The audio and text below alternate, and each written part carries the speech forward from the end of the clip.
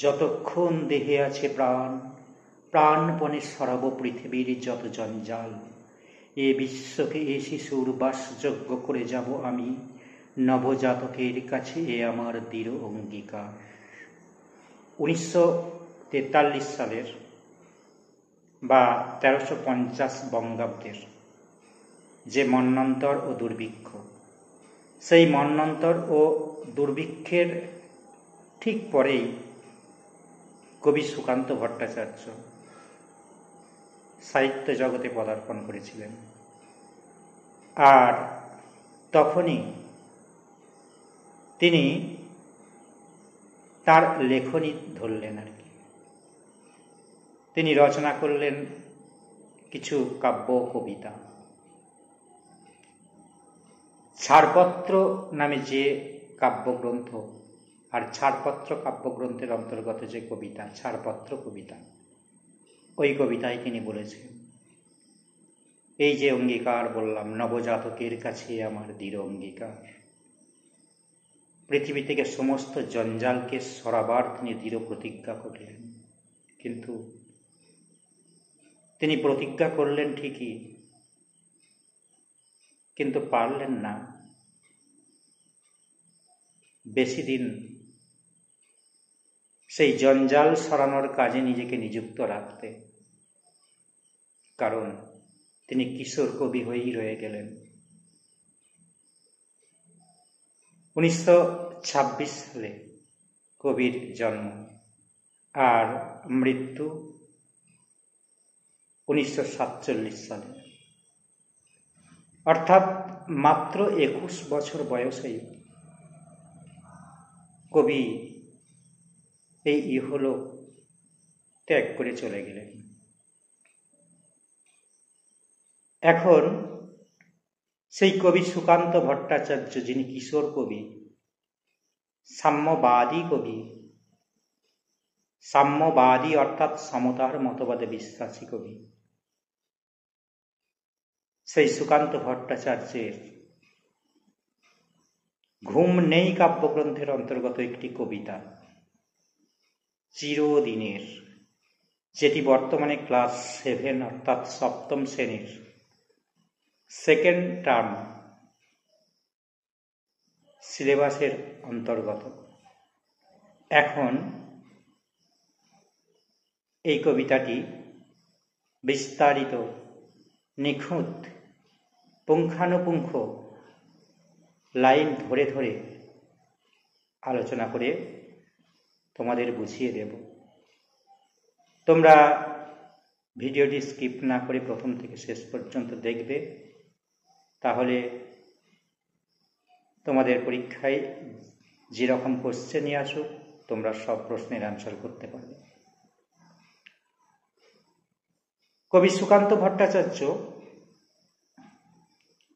তার মাত্র ওই 21 বছর বয়সে তিনি মারা গেছেন। আর কাব্যজগতে তিনি কাজ করেছেন, অর্থাৎ কাব্য কবিতা রচনা করেছেন মাত্র 5-6 বছর। তো সেই সময়টুকুর মধ্যেই তিনি কিন্তু অনেকগুলো কবিতাই রচনা করেছেন, আর তাঁর বেশ কয়েকটি কাব্যগ্রন্থ প্রকাশিত হয়েছে, যেমন ছাড়পত্র, ঘুম নেই, মিঠে করা, পূর্বাভাস ইত্যাদি। এখন ঘুম নেই কাব্যগ্রন্থের অন্তর্গত যে কবিতাটি তোমাদের পাঠ্য ক্লাস 7-এর অর্থাৎ 7ম শ্রেণীর পাঠ্যে রয়েছে, সেই কবিতাটি আমি বিস্তারিত আলোচনা করছি। এই যে কবিতাটি, এই কবিতাটিও কিন্তু ওই যে বললাম মন্বন্তরের কথা, 1943-এর মন্বন্তর দুর্ভিক্ষ, একদিকে ব্রিটিশ সরকারের খাদ্যনীতি, তোষণ নীতি, এবং একই সময়ে বন্যা, খরা ইত্যাদি প্রাকৃতিক দুর্যোগে যখন বাংলার মানুষের অবস্থা দুর্বিষহ, হাহাকার, অনাহারী অবস্থা মানুষের, তো সেই সময়ের একটা অনুন্নত গ্রামের বা পল্লী গ্রামের এক চিত্র আলোচ্য কবিতায় কবি অঙ্কন করেছেন। একদিকে যেমন সেই পল্লী প্রকৃতির চিত্র এঁকেছেন, তেমনি কবিতার শেষ দিকে সেই অসহায় এক প্রকার অনাহারী হাহাকার করা সেই চাষিদের বা কৃষকদের নিজের পায়ে উঠে দাঁড়ানোর চেষ্টা এবং আশা, তারা তাদের আশা নিয়ে নিজেদের জীবনটাকে কিভাবে এগিয়ে নিয়ে গেছে এবং শেষ পর্যন্ত তাদের আশা ফলপ্রসূ হয়েছে। তো সেই রকমই একটি কবিতা এই চিরদিনের। দেখো, তোমরা তোমাদের পাঠ্য বইটির সামনে খুলে রেখে কবিতার লাইনগুলি দেখবে এবং আলোচনাটি শুনবে, তাহলে দেখবে খুব সহজেই বুঝতে পারবে। তাহলে শুরু করছি মূল কবিতা আলোচনা। দেখো, প্রথমেই বলছেন কবি, এখানে বৃষ্টিমুখর লাজুক গায়ে এসে থেমে গেছে ব্যস্ত ঘড়ির কাঁটা, এখানে বৃষ্টিমুখর লাজুক গায়ে। এখানে বলতে এই যে গ্রামটির কথা এখানে বলছেন কবি, সেই গ্রামটি হচ্ছে বৃষ্টিমুখর, প্রায়শই সেখানে বৃষ্টি হয়।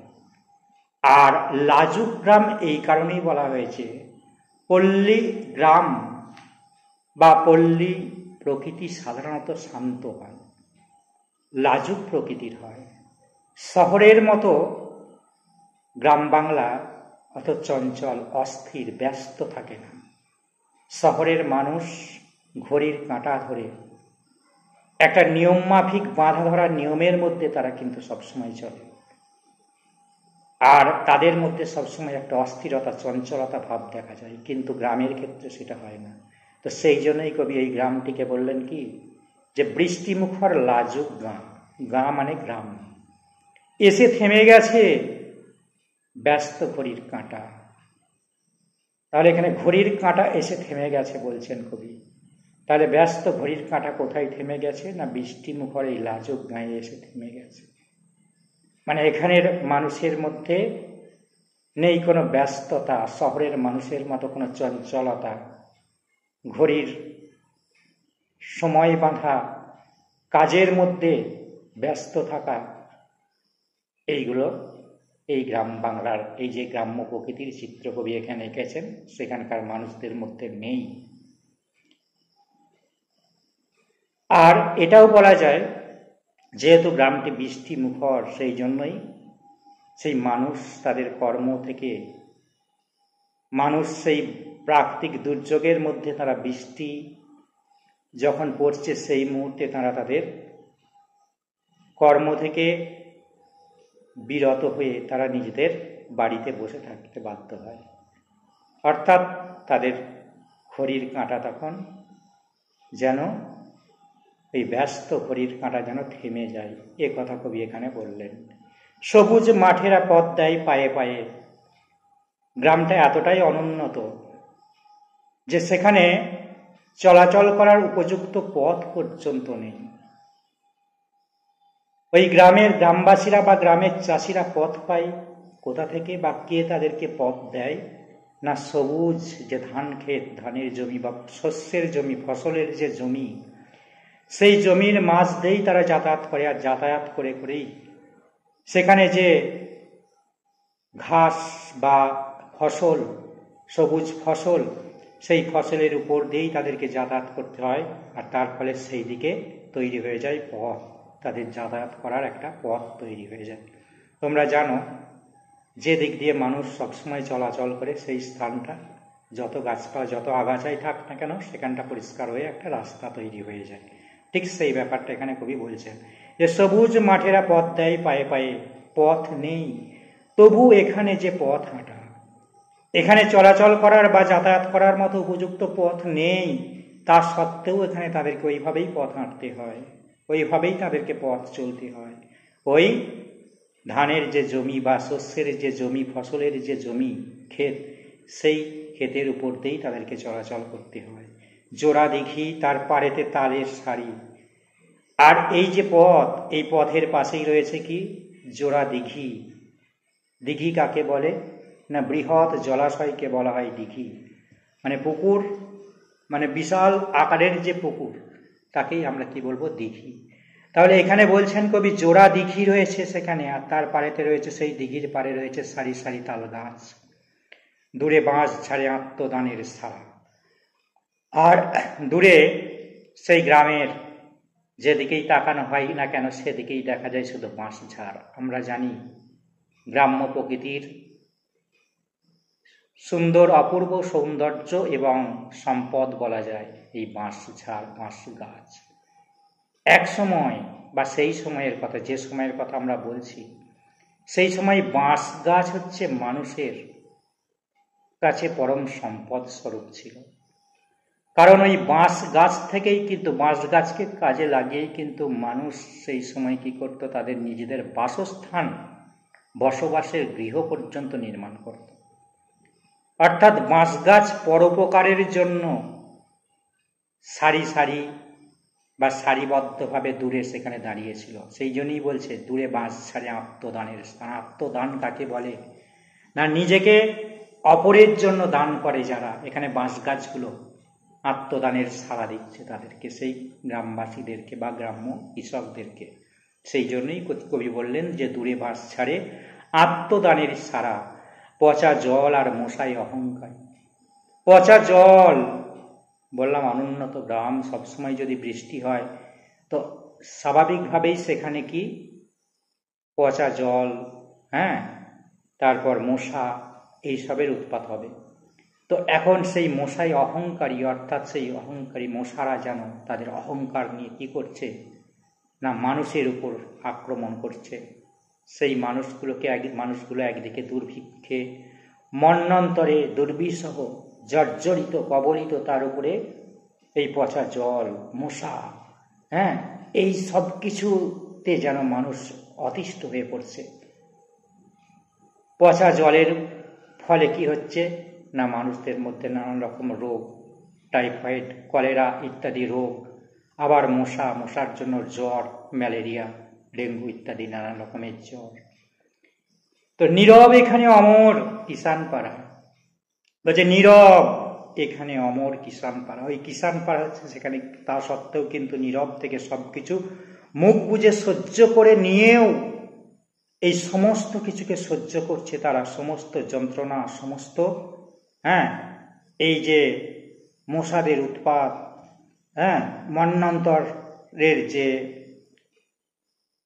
মন্বন্তরের কবলে তারা যে জর্জরিত, এই সব কিছুকে তারা সহ্য করে নিচ্ছে। সহ্য করেও তারা অমর। তারা কিন্তু অমর থেকে কৃষকরা কি করছে, সেই কিষান পাড়ার কৃষকরা তাদের কাজকে কিন্তু বজায় রেখে চলেছে। তারা কিন্তু কেউ ভেঙে পড়েনি, তাদের জীবনের গতিকে তারা স্বাভাবিক রাখবার চেষ্টা করেই গেছে।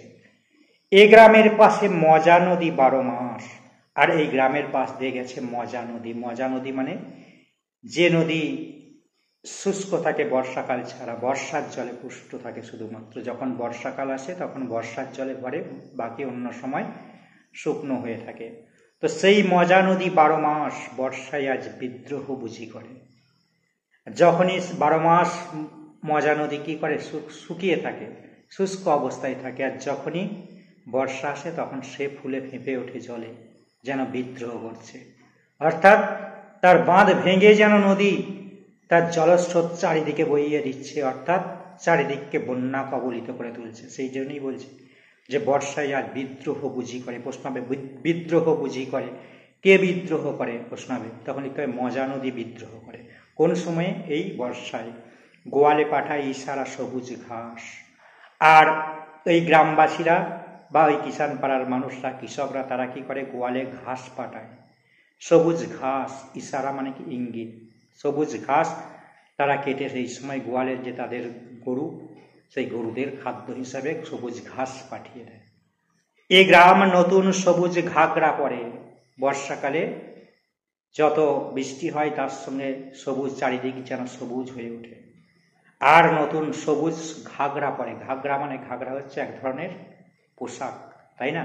এখানে সবুজ, গ্রামের যে সবুজ প্রকৃতি, অর্থাৎ ফসলে ফসলে, বা উদ্ভিদে চারিদিক, গাছপালাতে যেন চারিদিক সবুজ হয়ে থাকে, তাতে করে মনে হয় সমগ্র গ্রাম যেন ঘাগরা পরে রয়েছে। রাত্রি এখানে স্বাগত সান্ধ্য শাঁখে, আর রাত্রিকে এখানে সান্ধ্যসাকে স্বাগত জানানো হয়। গ্রাম বাংলায় আমরা জানি সন্ধ্যা হলেই শঙ্খধ্বনি শুনতে পাওয়া যায় চতুর্দিকে, সেই শঙ্খধ্বনির মাধ্যমে বলছে রাত্রিকে স্বাগত জানানো হয়। তাহলে প্রশ্ন হবে, যে পল্লী প্রকৃতির কথা এখানে বলা হয়েছে, যে গ্রামের চিত্র অঙ্কিত হয়েছে, সেখানে রাত্রিকে কিভাবে স্বাগত জানানো হয়? Short question. তখন লিখতে হবে সান্ধ্যসাকে। কিষাণকে ঘরে পাঠায় যে আলপথ, আর চাষিরা সারাদিন মাঠে জমিতে খেতে কাজ করে, পরিশ্রম করে, তারপরে যখন ঠিক সন্ধ্যার আগের মুহূর্তে তারা কি করে না বাড়িতে ফেরে। বলছে তাদেরকে বাড়ি ফিরিয়ে দেয় কে না আলপথ। তারা কোন দিক দিয়ে ফিরে আসে? ওই আলপথ ধরেই কিন্তু তারা বাড়ি ফিরে আসে। বুড়ো বটতলা পরস্পরকে ডাকে। তারপরেই তার একটা বট গাছ গ্রামের মধ্যে যেটা দেখতে পাওয়া যায়, বিশাল বিশাল বট গাছ, সেই গ্রামের মধ্যেও রয়েছে একটা বট গাছ। সেই বটতলায় পরস্পরকে ডাকে, অর্থাৎ সমস্ত কিষাণ পাড়ার কৃষকরা বা চাষিরা সেই বটতলায় যেন তারা কি করে না একত্রিত হয় বা জড়ো হয় সারাদিন পরিশ্রম করার পর ঠিক সন্ধ্যার মুহূর্তে। বলছে সন্ধ্যা সেখানে জড়ো করে জনমত, অর্থাৎ সেখানে সেই বটতলায় যেন জনমত গড়ে তোলে, অর্থাৎ সমস্ত জনগণ, সমস্ত ওই কৃষক চাষিরা বা জনগণরা এসে একত্রিত হয়ে জড়ো হয় সেখানে। কোথায়? ওই বটতলায়। এবং তারা একটু সেখানে সবাই কি করে না আসর বসা, একটু গল্প গুজব ইত্যাদি করে। দুর্ভিক্ষের আঁচল জড়ানো গায়ে, একদিকে দুর্ভিক্ষের কবলে জর্জরিত সেই গ্রাম, হ্যাঁ, ওই জন্যই বলছে গায়ে জড়ানো। তার গ্রামটির গায়ে দুর্ভিক্ষের আঁচল জড়ানো। এই গ্রামের লোক আজও সব কাজ করে, কিন্তু তা সত্ত্বেও তারা থেমে নেই। তারা কিন্তু নিজেদের কর্মকে তারা এগিয়ে নিয়ে গেছে, কর্ম থেকে তারা বঞ্চিত থাকেনি। নিজেরা সবসময় নিজেদেরকে সক্রিয় রেখেছে, সচল রেখেছে, যে দুর্ভিক্ষের কবলে নিজেদেরকে ভীত সন্ত্রস্ত করে বা হা হুতাশ করে ভেঙে পড়া বা নিজেদের কর্ম থেকে বঞ্চিত হয়ে পড়া ইত্যাদি ব্যাপারগুলো কিন্তু সেখানে ঘটেনি। এ গ্রামের লোক সেটা করেনি। তারা নিজেদের কর্মকে কিন্তু তার মধ্যেও চালিয়ে গেছে, নিজেদেরকে অনুন্নত থেকে উন্নত করার দিকে তারা এগিয়ে নিয়ে গেছে। কৃষক বধুরা ঢেঁকিকে নাচাই পায়ে, আমরা গ্রাম বাংলায় এটা দেখতে পাই যে গ্রামের যে চাষি বধুরা, চাষি মহিলারা, চাষি ঘরের মহিলারা, তারা কি করে না ঢেঁকি নাচাই। তখনকার দিনে ঢেঁকিতে চালকে গুঁড়ো করা হতো, তাই না?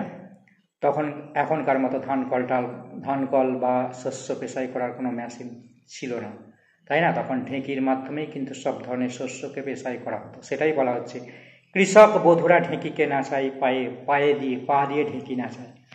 আর প্রতি সন্ধ্যায় দ্বীপ জ্বলে ঘরে ঘরে। প্রত্যেক সন্ধ্যায় গ্রাম বাংলায় দেখতে পাওয়া যায় ঘরে ঘরে কি জ্বলে না দ্বীপ জ্বলে, প্রদীপ জ্বলে, তাই না? প্রদীপ জ্বালিয়ে দেওয়া হয়, দিয়ে আর তার সাথে কি করা হয়? শঙ্খধ্বনির মাধ্যমে রাত্রিকে স্বাগত জানানো হয়। রাত্রি হলেই দাওয়ার অন্ধকারে ঠাকুমা গল্প শোনায় যে নাতনিকে।